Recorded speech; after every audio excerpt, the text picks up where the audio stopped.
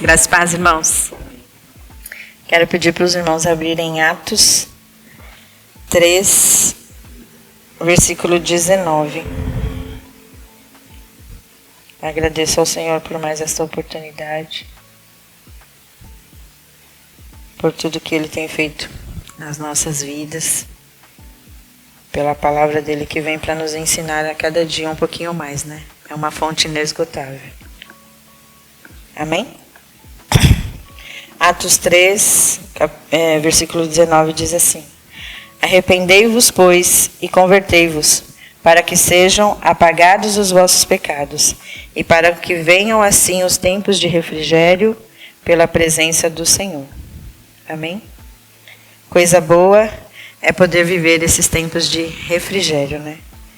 De alívio por estar na presença do Senhor, onde a nossa consciência, né, tá leve, tá calma, tá tranquila, sem culpa, sem peso, sem acusação, onde a gente vive aquela sensação de agradável, né, de estar na comunhão do Senhor, na comunhão dos irmãos. Tudo isso é muito bom. Mas nem sempre é assim, né? Existe algo que nos tira muitas vezes dessa calmaria, dessa condição, esse estado de comunhão que é o pecado.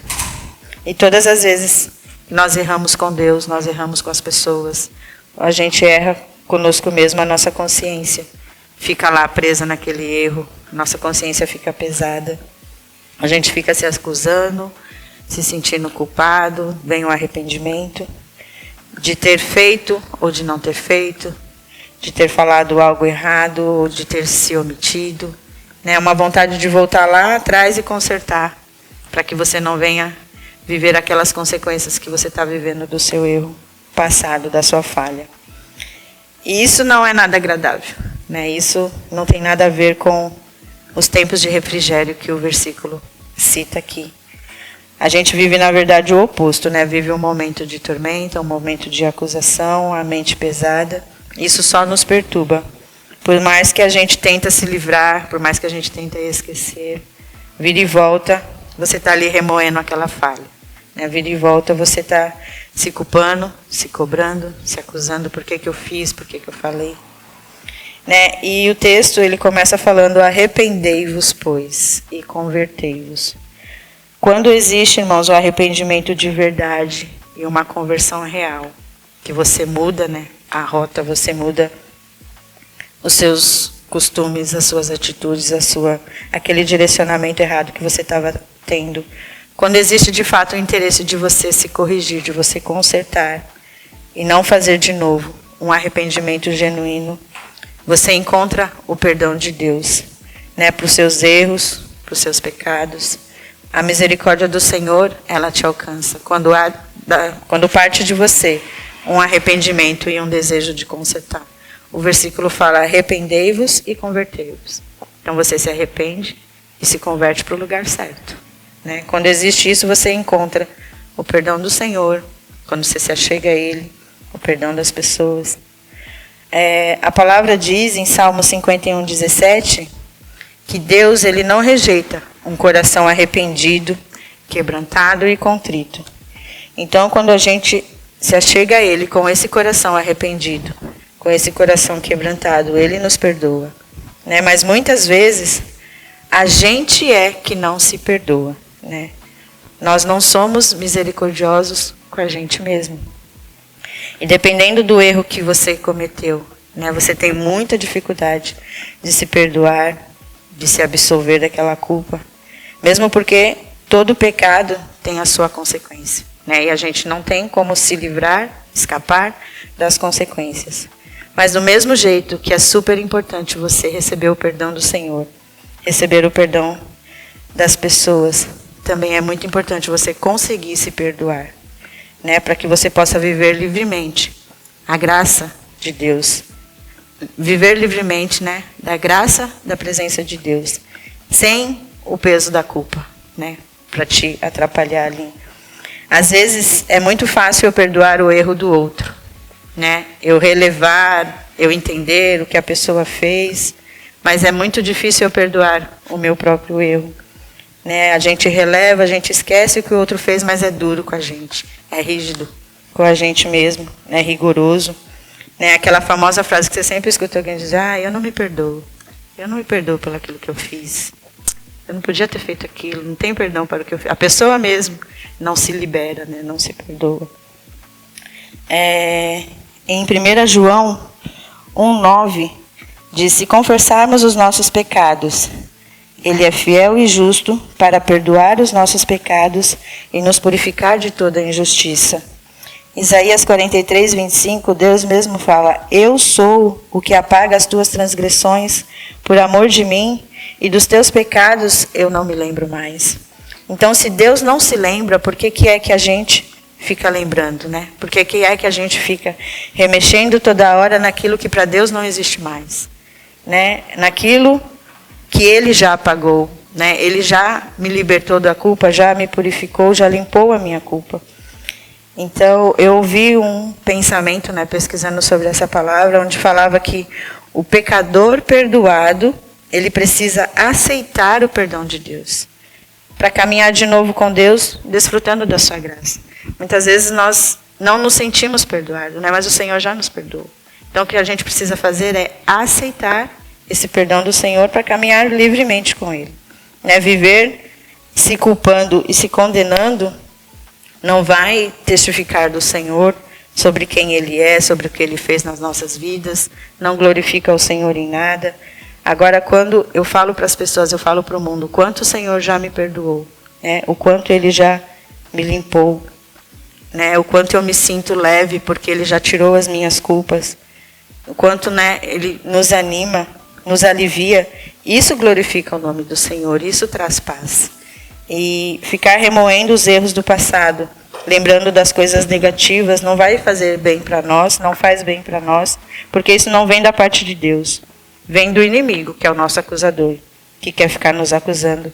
Porque ele quer mesmo que a gente, depois que se arrependeu, mesmo depois que a gente recebeu o perdão do Senhor, que a gente continue preso ali, naquele erro, continue preso naquela culpa. Eu já me ajoelhei, já me confessei com o Senhor. Tenho certeza que, né, Ele ouviu o meu clamor, é sincero, mas toda hora aquele peso volta para cima de mim. E isso é o inimigo querendo nos acusar. Romanos 8:1 diz: portanto, agora nenhuma condenação há para os que estão em Cristo Jesus. Mas às vezes a gente tem até a sensação que o Senhor nos perdoou, como eu disse. Você ajoelhou, confessou ali com o Senhor. Você tem a sensação de que Deus realmente te ouviu, te perdoou, só que o peso da culpa ainda está ali no seu coração, ainda está ali na sua mente. Apocalipse 10:12 diz que aquele que nos acusava dia e noite diante do nosso Deus foi lançado fora, pelo poder de Deus e da autoridade de Cristo. Né? Deus me perdoou, me limpou da culpa, então o inimigo ele não tem mais por que ficar me acusando. E se ele não tem, ele que é totalmente perverso não tem por que ficar me acusando, então eu também não tenho. Né? Mas só que ele não vai desistir. Né? Ele vai tentar anular essa palavra de Deus na minha mente, e eu preciso rejeitar o que ele diz e acreditar no que a palavra diz. Todas as vezes que vier aquilo na sua cabeça, na sua mente, a lembrança do erro, né, as consequências dali da culpa, para te desencorajar, né, o que nós temos que fazer é dizer para ele: olha, eu errei sim, eu pequei sim, eu não sou perfeito, mas eu já confessei o meu pecado, eu já me arrependi, Deus me perdoou. Né? Eu sou e estou perdoado por Deus, e ponto final. Né? E rejeitar a acusação dele. Porque não dá para viver o refrigério da presença de Deus, que o versículo cita lá no começo, e ao mesmo tempo você ficar administrando a culpa de um erro de 10 anos atrás, de um mês atrás, de ontem. Né? Não dá, as duas coisas não são compatíveis. A misericórdia do Senhor, ela se renova a cada manhã sobre as nossas vidas. É o que está escrito em Lamentações 3. Então, todo dia, o Senhor libera misericórdia sobre nós. E na sua infinita misericórdia, Ele nos perdoa, nos ajuda a continuar, a não desistir, a vivermos as vitórias que Ele já conquistou para nós, lá na cruz do Calvário. Amém? Em 1 Coríntios 6:11, Paulo lembra a igreja de Corinto que eles um dia no passado também viveram uma vida de pecado. Eles também erraram, né? Mas que eles foram alcançados pela misericórdia de Deus. Eles foram lavados, santificados e justificados no nome do Senhor Jesus Cristo e no Espírito de Deus. E eles cometeram diversos pecados. Nos versículos para cima ele cita alguns, né?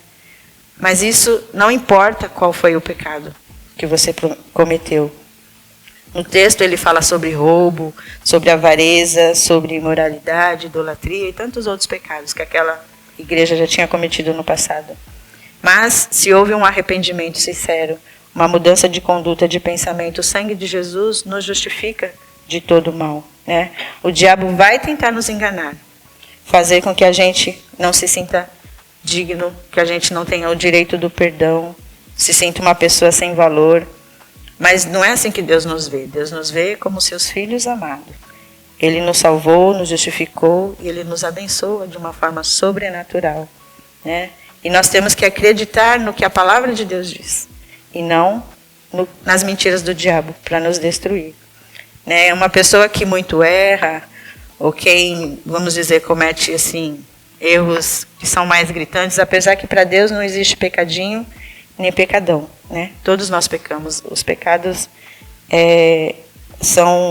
não existe essa diferenciação, né? Nós, seres humanos, é que fazemos essa diferenciação.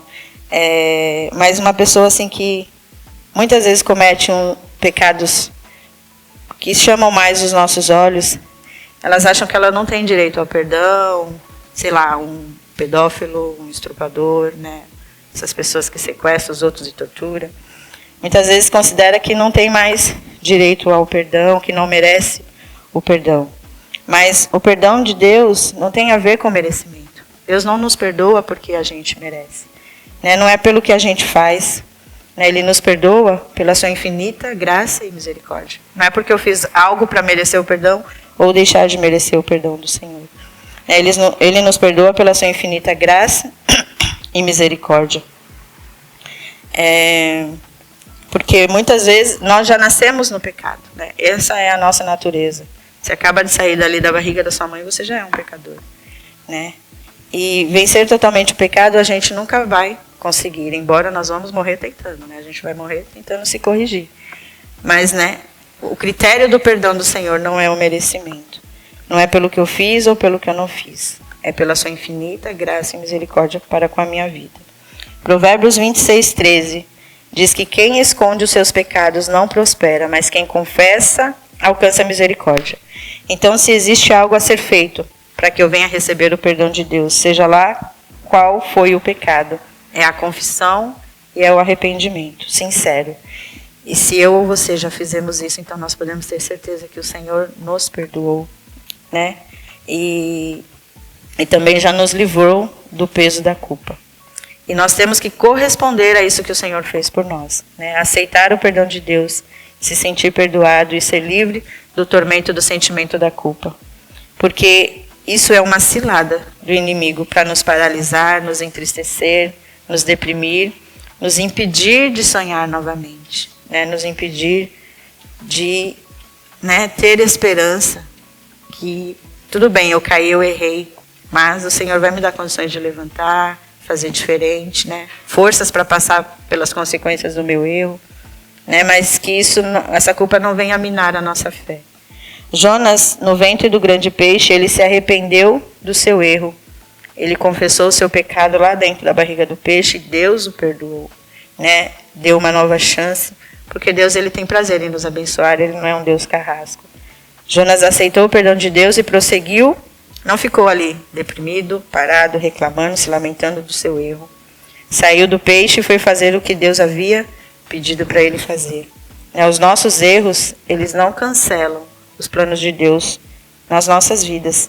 Então, irmãos, uma vez perdoado por Deus, perdoado pelas pessoas, temos que também nos perdoar. Porque a amargura da culpa que você fica carregando, o remorso pela falha que você cometeu, te prende e te faz mal. Faz mal para sua alma, faz mal para o seu corpo, né? Judas, ele não seguiu pelo caminho da reconciliação, pelo caminho do perdão. Ele preferiu achar que aquilo que ele fez era tão grande que não havia perdão, né, para a vida dele. Abraçou a culpa, ficou ali amargurado, e o resultado foi que ele acabou tirando a sua própria vida, sendo que bastava ele se confessar, bastava ele se arrepender, que ele seria perdoado, né? Citando novamente o Romanos, que eu já falei, Romanos 1 e 2, já não há mais condenação para os que estão em Cristo Jesus. Então, que a gente possa nos libertar dos sentimentos de culpa, ter misericórdia de nós mesmos e nos permitir viver cada vez mais do refrigério que há na graça da presença do Senhor, né, para as nossas vidas, glorificando a Deus pela sua misericórdia, pelo que Ele faz, né, pela misericórdia que Ele libera para nossas vidas todos os dias. Amém? Que a palavra do Senhor possa nos transformar e nos melhorar no nome de Jesus. Amém. Vamos fazer uma oração. Senhor Deus, muito obrigada, Pai, pela Tua palavra. Obrigada pelo Teu ensinamento, Pai. No nome de Jesus, Senhor, venha mesmo nos transformar, venha nos melhorar, nos colocar no caminho certo, nos tirar da rota do engano, nos libertar, Senhor, dos julgos que o inimigo muitas vezes coloca sobre nós, ó Pai. No nome de Jesus, que nós possamos aceitar, ó Pai, o Teu perdão, aceitar, Senhor Jesus, que o Senhor apaga as nossas culpas, que o Senhor já pagou tudo por nós. Oh Deus, tenha de misericórdia das nossas vidas, nos tira do engano, Pai. Deus querido, Deus santo, nós precisamos de Ti em todos os sentidos. E a Ti, Senhor, seja dada toda a honra, toda a glória por tudo aquilo que o Senhor melhora em nós. Louvado e engrandecido é o Teu nome para sempre. Amém, Jesus. Glória a Deus.